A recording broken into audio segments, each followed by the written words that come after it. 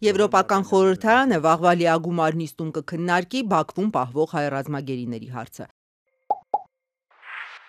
Քննարկումն այսպես է վերնագրված. Ադրբեջանի կողմից հայերի ապօրինի կալանավորումներն ու այդ թվում բարձրաստիճան քաղաքական ներկայացուցիչների կեղծ դատավարությունները։ Իսկ հրատապ համարված բանաձևի քվեարկությունը նախատեսված է հինգշաբթի մարտի 13-ին։ Die sofortige Freilassung der armenischen Geiseln in Aserbaidschan zu fordern. Հայ գերիների ազատ արձակման պահանջով 3 Բերլինում է բողոքի ակցիա անցկացվել։ Ադրբեջանում արդեն տարի ու կես պահվող հայերի լուսանկարներով մարդիկ կոնկրետ քայլերի կոչ են արել Եվրամիության երկրներին, այդ թվում Գերմանիային, որ պատժամիջոցներ սահմանեն ադրբեջանցի այն պաշտոնյաների նկատմամբ, ովքեր պատասխանատու են հայ բանտարկյալների ապօրինի կալանավորման եւ վատ վերաբերմունքի համար, ճնշում գործադրեն Բաքվի վրա բանտային պայմանների միջազգային մոնիթորինգի հասնելու համար։ Sind nicht hinnehmbar.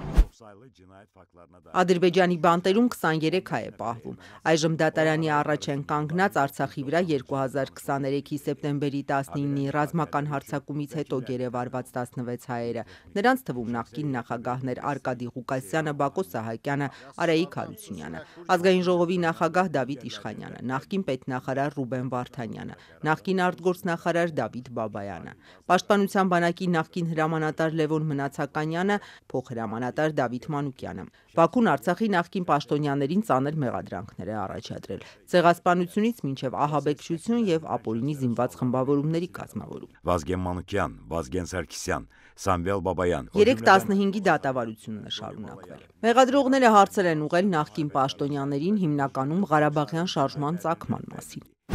Այսօր շարունակվել է նախկին պետնախարար Ռուբեն Վարդանյանի դատավարությունը, մինչ Վարդանյանը հրաժարվում է ցուցմունքներ տալուց դատը որակելով ֆարս, ըստ Ազերթաջի այսօրվա նիստում Ղարաբաղում բնակվող ծագումով մի հայ հայտարարել է, թե իբր Վարդանյանը Ադրբեջանի դեմ կռվելու համար 45-50 տարեկան տղամարդկանցից խմբեր է կազմել, անդամագրման դիմաց առաջարկելով $700-ից $2000։ Ադրբեջանական լրատվամիջոցները վկայի անունը չեն հրապարակում, լուսանկարը եւս։ Փոխարենը մանրամասն նրա հայտարարություններն են մեջբերում, իբր նա հարցեր է ունեցել Ղարաբաղում աշխարհահռչակ բիզնեսմեն եւ օլիգարխ Վարդանյանի հաստատվելու վերաբերյալ։ Սա մեջբերում էր։ Նիստից ռեպորտաժ հրապարակող միակ լրատվամիջոցը պետության կողմից վերահսկվող Ազերթաջն է։ Անկախ աղբյուրներից հնարավոր չէ ճշտել թե վկայի, թե Ադրբեջանում գերության մեջ դատվող հայերին վերագրվող հայտարարությունները։ Ըստ բաց աղբյուրների Արցախի զանգվածային հայաթափումից հետո 2 տասնյակից քիչ հայ է մնացել Լեռնային Ղարաբաղում։ Եթե Ադրբեջանը տենց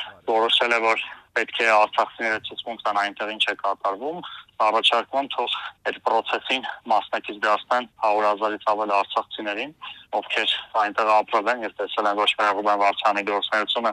այլ նաեւ մնացած գերիների եւ ակնհայտ է, որ Ադրբեջանը նաեւ իրականությունից խուսափելով այս 1-2 անձի ցուցմունքով ուղղակի հերթական կեղծ դատավարություն է իրականացնում։ Ռուբեն Վարդանյանի համախոհներից ապրելու երկիր կուսակցության համահիմնադիր Մեսրոպ Առաքելյանը տեղեկություններ չուներ, ով է ցուցմունք տված հայը։ Ենթադրում եմ, որ հնարավոր է Արցախում մնացած մի քանի արցախցիներից մեկը ճնշումների ներքո նման բան ասած լինի, ու ընդ որում միևնույն ժամանակ ես չեմ էլ բացառում, որ ցուցմունքներ, որոնք մեր հայրենակիցներն են տալիս, ամենևին իրականությանը չի համապատասխանում նրա հետ, ինչ որ զանգվածային լրատվամիջոցները տարածում են, գիտեք դատավարությունը փակ է ու ինչքան հետևել եմ, զանգվածային լրատվամիջոցները տեղեկություն հրապարակում են նույն պահին միաժամանակ ու նույն տեքստով։ Ենթադրում եմ, որ ադրբեջանական ծառայությունները այսպես կոչված press release են ուղարկում լրատվամիջոցներին։ Ազերթաջի այսօրվա հրապարակած լուսանկարում Ռուբեն Վարդանյանը ժպտում է, չնայած չափազանց նիհարած է ու ակնհայտ հյուծված տեսք ունի։ Վարդանյանը համախոհների տեղեկություններով շարունակում է իր նկատմամբ ապօրինությունները դադարեցնելու պահանջով փետրվարի 18-ից հայտարարած հացադուլը։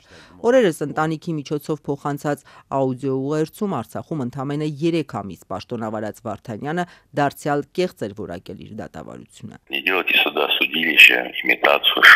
Մի կեղծեք փաստաթղթերը, մի նենգափոխեք արձանագրությունները, դատը մի դարձրեք ձևական դատավարություն, իմիտացիա, շոու։ Չնայած պարբերաբար վատացող առողջական վիճակին մարտի 1-ից սկսած հացադուլը չի դադարեցնում նաև ապրելու երկիր կուսակցության նախագահ Մանե Թանդիլյանը։ Այսօր Ազատության հրապարակ կրկին շտապօգնության ծառայություն է եկել։ Թանդիլյանն իր ակցիայով խնդրում է Ռուբեն Վարդանյանին դադարեցնել իր կյանքի համար վտանգավոր հացադուլը։